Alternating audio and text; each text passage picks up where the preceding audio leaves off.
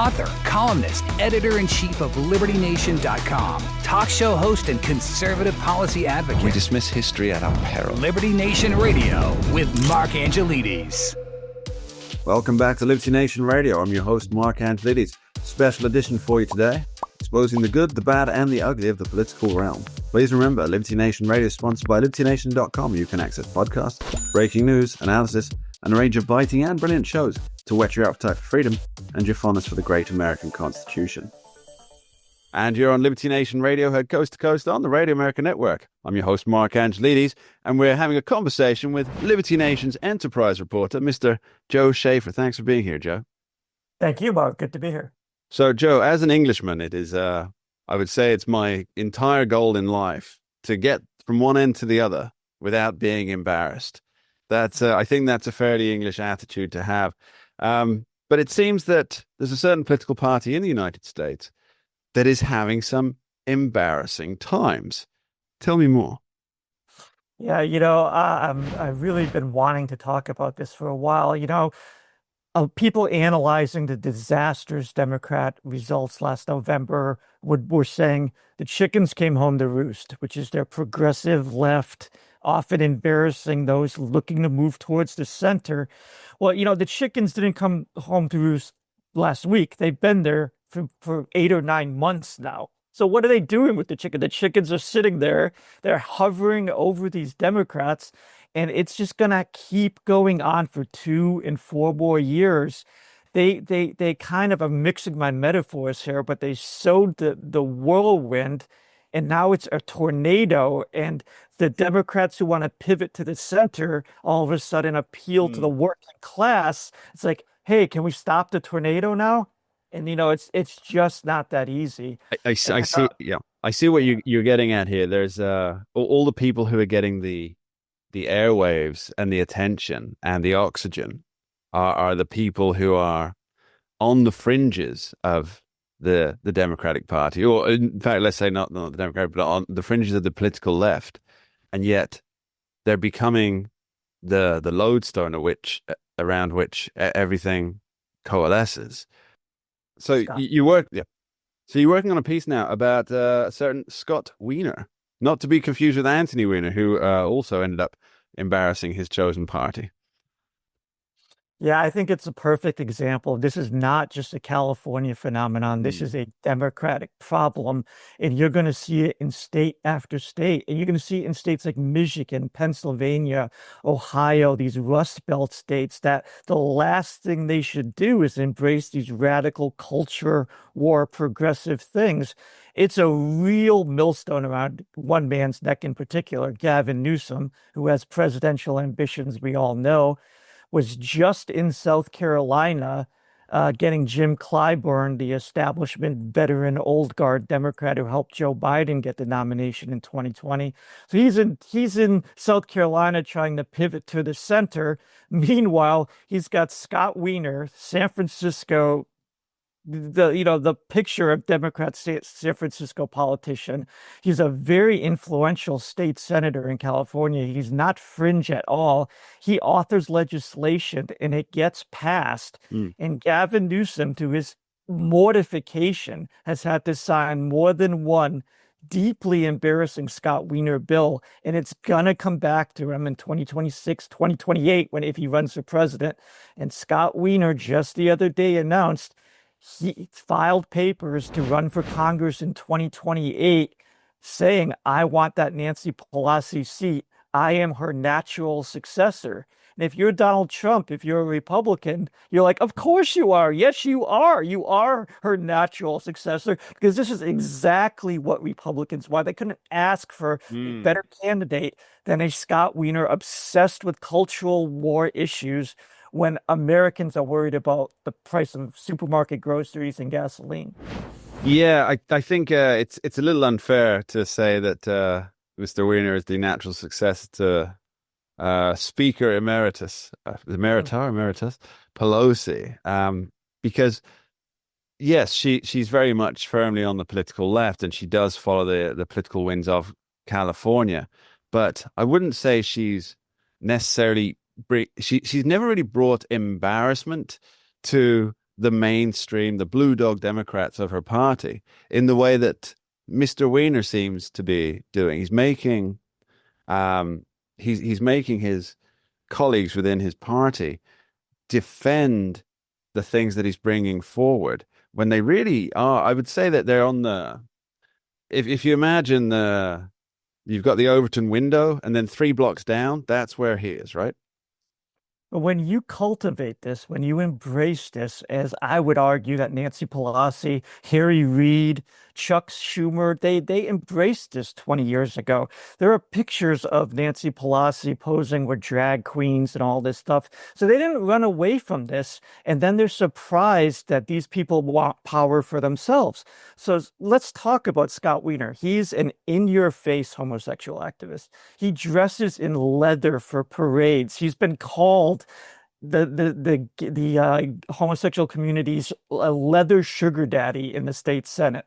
Okay, regardless of how you feel about these issues, this is not what you want to talk about if you're a national Democrat. This just gives the working class vote to Donald Trump because Americans aren't interested in this anymore. Let's talk about 2 bills Scott Wiener authored that Gavin Newsom had to sign. One was changing the state law allowing sex between a minor and adult if there is a 10-year age gap. So a 24-year-old and a 14-year-old, the 24-year-old would not be up on charges. And in 2020, Gavin Newsom had to sign that bill. Even more embarrassing, I think, in 2022, and this is what California Democrats spend their time on. In 2022, they passed the law. Scott Wiener introduced this bill. They passed it, outlawing, barring police from arresting prostitutes for loitering. You can't arrest them for loitering. And so, this again just feeds right into Republican areas. Newsom didn't even want to sign it, but you can't say no to the progressive left of the Democratic Party. Signed the bill. And there was 2 Republicans immediately wrote an op-ed saying, we knew this was going to happen. They told a story about an inner city school, prostitutes hanging outside this grade school. Police are not allowed to arrest them because they have every right to loiter, thanks to this bill authored by Scott Wiener and signed by Gavin Newsom. So is that going to come back to haunt Gavin Newsom in 2028 when he claims to be more centrist? It absolutely is. And this is not just a California phenomenon. This happens in state after state. And this is going to keep haunting Democrats. The chickens are here. They've roosted and they're home and they're not going away anytime soon. We're going to continue this conversation after this short break. Don't go anywhere. We dismiss history at our peril. Liberty Nation Radio with Mark Angelides. And you're back on Liberty Nation Radio. I remain your host, Mark Angelides, and we're continuing our conversation with Liberty Nation's enterprise reporter, Joe Schaefer. Now, Joe, earlier in the show, we talked about Scott Wiener and how he has been putting out legislation that Gavin Newsom, the governor of California, has essentially been forced to sign because to deny the more progressive, the more fringe elements of his own party is pretty much it's a non-starter now, isn't it? They kind of got to either denounce the fringes or accept it wholeheartedly. I don't think there's a middle ground here, is there? That's boy, I wanted to talk about this part because you can't deny this and placate that progressive base. And we see this on immigration especially. These wannabe centrist Democrats probably would like to pursue a more sane course on immigration. You absolutely can't do it in the Democratic Party, and I will tell you the number one reason why you can't do it. Think about the Republican Party. Even before Trump, there were certain litmus tests for their candidates. Second Amendment, if you were pro-gun control, you were not getting support by a vast swath of Republicans. And abortion, pro-life as well. I think most Americans, no matter how they feel about that, would feel like those are pretty normal litmus tests for a political party. The litmus test for Democrats and their progressive base dominated party is you can never be on the wrong side of the racial minorities are being systemically oppressed argument. So that is how they fell into the Black Lives Matter trap in 2020. Because you cannot say, hey, defunding the police is crazy. You can't say that if you're a Democrat, because then you are on the wrong side of the argument that blacks are systemically oppressed. On immigration today, right now, you cannot say, hey, open borders is crazy. Let's deport these criminal gangs. If you do that, you are on the wrong side of the argument that brown people are systemically oppressed in America today. So that's the litmus test. And you cannot go against that litmus test. And no national party that aims for the center is going to thrive when that is what you have to support. And we saw it especially in the 2020 Democratic presidential primary, if you remember how crazy that was, where the leftist moderators that Ramos, the guy from Univision, raise your hands if you want to give illegal aliens health care. And they all raised their hands, dutifully, because you have to do that in the Democratic Party. That hasn't changed. That hasn't gone away. And the progressive leftist base is not going to let that change. So what do you do? What do you do if you're an establishment Democrat who wants to trend to the center and you absolutely are not allowed to by your base? Well, that's the $2.5 billion campaign chest question, isn't it, Joe? So it seems to me, though, that if somehow a blue dog Democrat, a centrist Democrat, could come out and say, look, we've gone too far as a party. We need to come back. Forget all this stuff. It's not important. Let's focus on the economy. Let's focus on, for example, unions. That's very popular with blue dog Democrats. Center line, straight down the middle. I'm thinking a bit Bill Clinton here, right? That's what I got. But a modern day Bill Clinton, I think that a modern day Bill Clinton could quite easily beat a more MAGA style Republican come 2028, unless and I do have proof here, unless Trump's gambits now end up paying off massively, which they may well do. The big beautiful bill, if it energizes growth to such a level, but if it doesn't, a Bill Clinton of today, I think, would sail home in 2028. What do you think? But you're skipping a step, I believe. Sure. Can a Bill Clinton of 1992 Bill Clinton win a Democratic presidential primary in 2028? And my argument is absolutely not. You cannot get the progressive base that dominates the grassroots of the Democrats to support anything remotely approaching a sane Democrat approach. And we're seeing that in the legal immigration especially. Yeah, well, you're right. You're absolutely right. However, I'll flip that question around again. How could an America First candidate win in 2015 in the wake of Barack Obama? Win a primary in the wake of Barack Obama? Barack Obama was always more myth than reality. Of course, but it's a myth that many people bought into. Yeah, so I don't see him as some kind of like great political example to lean. No. My meaning, Joe, is that a crowd of Republican primary candidates, they've all sort of reacted to Barack Obama's tenure in the White House, and they're pitching their position, and then along comes Donald Trump. And in 2014, people say, an America First candidate, it's not something that's going to happen. The climate's not right, the people aren't right, the public isn't right. And yet he came along, and here we are, a decade later. I don't think a lot of the people in the know did not have that impression. Sure.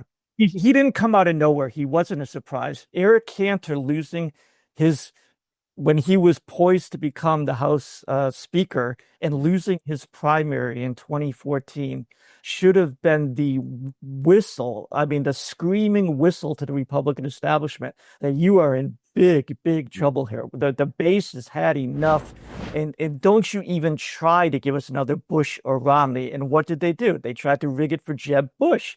I mean, they made it easy for Donald Trump. Donald Trump was the only person who came across as an authentic human being, and that is pretty much all you had to be in that 2015, 2016 Republican field. So I mean, looking back on it, we can say, yeah, it was surprising when it first happened, but it all makes perfect sense. I mean, I bet on Donald Trump to win the primary.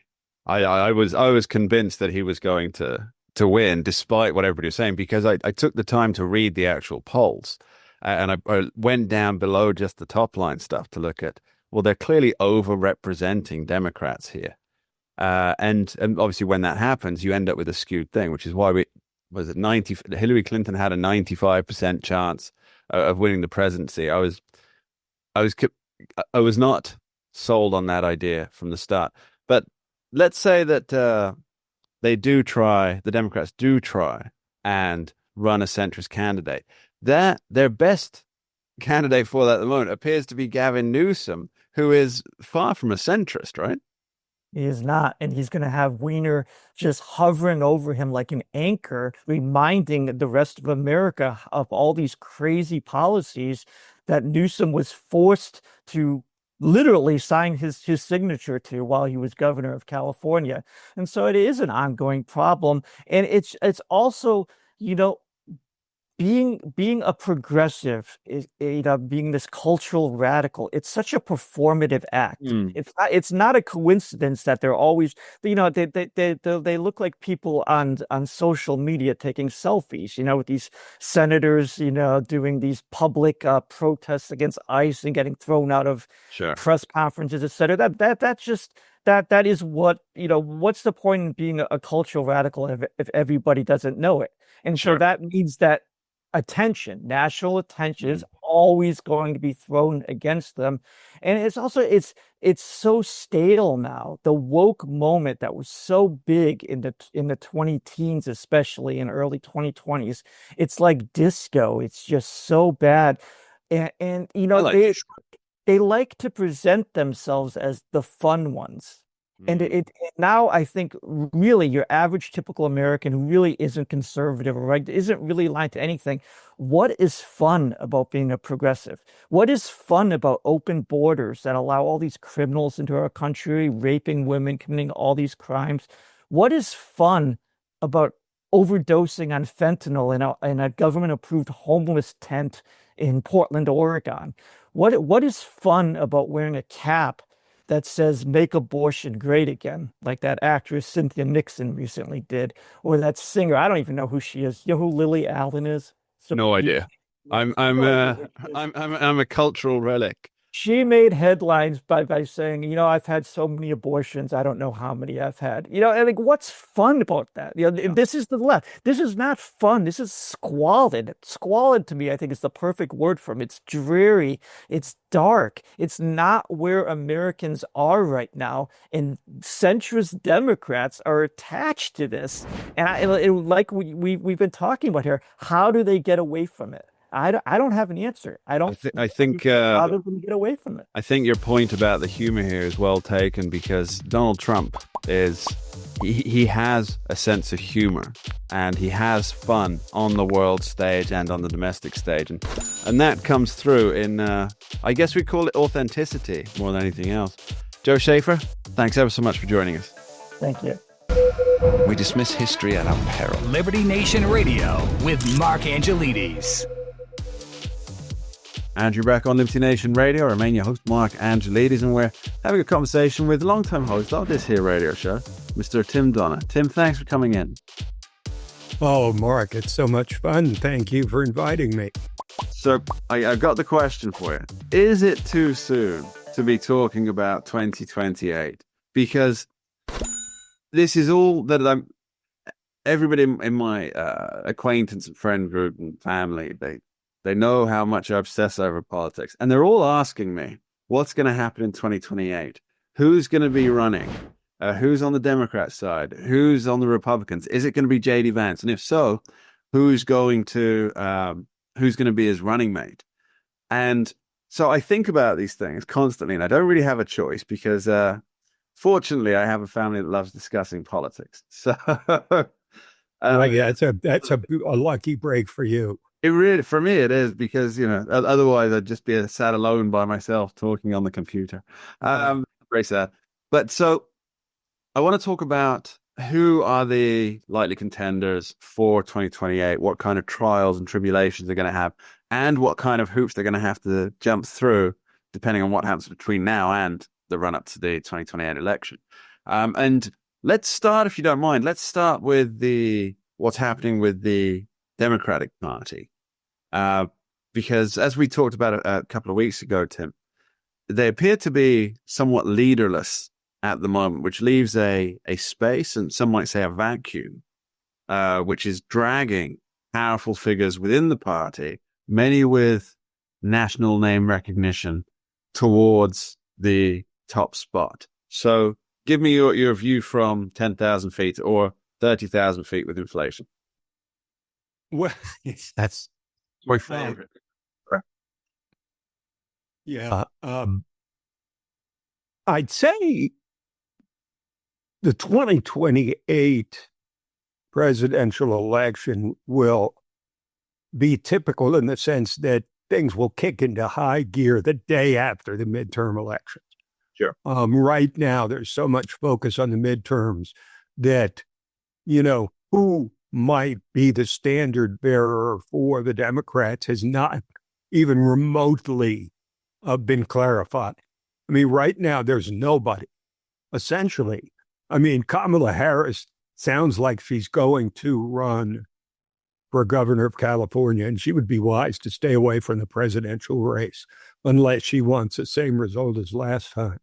You've got your moderate governors, such as Josh Shapiro in Pennsylvania, Andy Beshear in Kentucky. These are relatively centrist Democrats, but there's absolutely no clarity at all about where the Democrats might head. And it's pretty unusual to be, I say this late, it's only 6 months after Donald Trump took office. But usually by now, there are rumblings about certain individuals. There haven't been such rumblings because the Democratic Party is in such a shambles that it's all they can do just to get from 1 week to the next with one Trump victory after another. I mean, Trump is just running circles around them, and there's nothing they can do, even as their base demands that they do more to stop Trump, or they don't have control of anything. They don't have the control of the Senate, the House, or the White House. So there's very limited things that they can do. On the Republican side, I think it's a little clearer, maybe quite a bit clearer. I think it's a safe assumption that J.D. Vance will be in the running and probably be the default front runner for 2028. Some of that will depend on what happens in the remainder of the Trump presidency. But I think it's pretty clear, too, that probably Marco Rubio has not gotten his presidential ambitions out of his system, even though, Trump laid waste to him in 2016. But that was a long time ago. And Rubio is still young. And you would think that he would be, a serious consideration. Now, whether you had someone, a crossover candidate like a Tulsi Gabbard, who once ran for president as a Democrat, would you even get Robert F. Kennedy Jr., for example? I mean, I think all things are possible here because the Republicans have, an open road ahead of them, whereas the Democrats see nothing but roadblocks. But I think it's going to be very hard to bring this into focus before we see what happens in the 2026 midterms, which are still, of course, about 15 months away. Yes, you're probably right there. It is worth talking about some issues that are not really going to go away. And on the Democrat side here, it seems to me that Josh Shapiro he's the governor of one of the most important swing states, if not the most important in terms of electoral college tally. And it's also one of the most evenly divided states between Republicans, Democrats, of course, with a large number of independents in there. And a lot of people thought that he was going to be the shoo-in for Kamala Harris's running mate. And I think it would have been a very different result. Maybe not a win for the Democrats if he'd have been Kamala Harris's running mate. But well, he would have been, at the very least, he would have been an asset as opposed to the liability that Tim Walz became. But the reason that he wasn't picked, and it flies against all political logic unless you assume that he wasn't picked because he's pro-Israeli and a Jew. Mm-hmm. I think it's unavoidable. It's an unavoidable conclusion considering the state of the party, where the far left stands in terms of Hamas versus Israel or Palestinians versus Israel. There was an incredible fear among the Democrats of offending their radical base. So when you have 20% of the country or 20% even of your own base that you're pandering to, the other 80% are left out in the cold. And that's what happened to them in 2024. Yeah, that's not an issue that's going away, though, I think. I mean, certainly not. So here's my, and this is really just prognostication, which you probably shouldn't engage in, but I think that Josh Shapiro would have a very good chance of winning the presidency, but I think he has almost zero chance of winning the Democratic primary. Just because, as you point out, there are a lot of people, and this isn't going away, well, especially not while the war continues over there, who say, well, he's in favor of Israel, therefore he supports genocide of the Palestinian people. Can you have a supporter of genocide heading up the party? And now who's going to be saying that? Well, it's the loudest voices in the party. And we know the names. They're the Justice Democrats, right? Your AOCs, your Premier Jayapals, your Bernie Sanders to some extent as well. And they're going to be hammering that message home because they're not losing their power. They're in very, very safe positions, and they're going to still be making the noise going into the race. So, yep, I don't think I think Josh Shapiro might have a very, very difficult time getting to the top of that ticket. Well, I remember in 2016 when John Kasich ran against Donald Trump, he was one of like 10 or 12 competitors against Trump.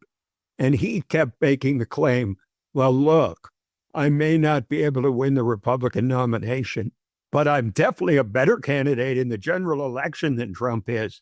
So therefore, you should support me. But I think it's a bridge too far to say if you can't even satisfy your own party that you can win the presidency, although I would agree that Shapiro would be a relatively attractive general election candidate. There's no question about it. He's popular among Republicans, Democrats, and independents in Pennsylvania with an approval rating hovering around 60%. That's impressive. That's, as Donald Rumsfeld said, that's not nothing. That is not nothing. That's a known. It's a known. We're going to be back after this short break. Don't go anywhere.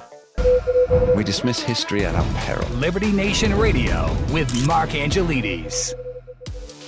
And you're back on Liberty Nation Radio, heard coast to coast on the Radio America Network. We're continuing our conversation with longtime host of this here radio show and Liberty Nation senior political analyst, Tim Donner. Tim, earlier in the show, we were talking about Josh Shapiro's, Pennsylvania Governor Josh Shapiro's potential run for the White House, his possibilities, some issues he might face. And I think that brings us nicely on to another potential Democrat candidate for 2028. Being Andy Beshear of Kentucky. Now, he has the advantage of being a Democrat in a very deep red state. And so he's learned to navigate between the parties, or he has a foot in both worlds, as the movie says. What's your take on Mr. Beshear, Governor Beshear? Well, I think if you look at his presence in the media in recent weeks, or more generally since the election, he's starting to come out and make statements. He's starting to attack Trump.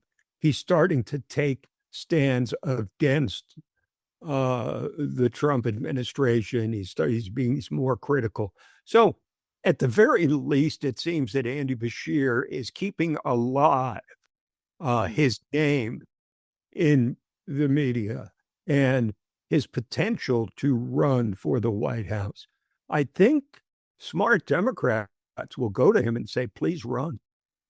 Because I would think even the far left, the AOCs and Bernie Sanders, would appreciate the fact that even though he's way to the right of them, because nobody could be further to the left than the squad, that if he can win, they will rally around him. I mean, that's what a political party is for, to rally around a single person, even though he's not going to satisfy everybody or sometimes even anybody.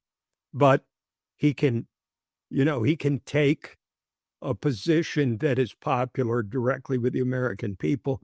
I think that Bashir would be wise to consider this because he could potentially be the Bill Clinton of 2028, or the Jimmy Carter. I hesitate to say that because of course, Carter was a failed presidency. But the point is that Carter and Clinton were guys that brought the party back to sanity, back to the center.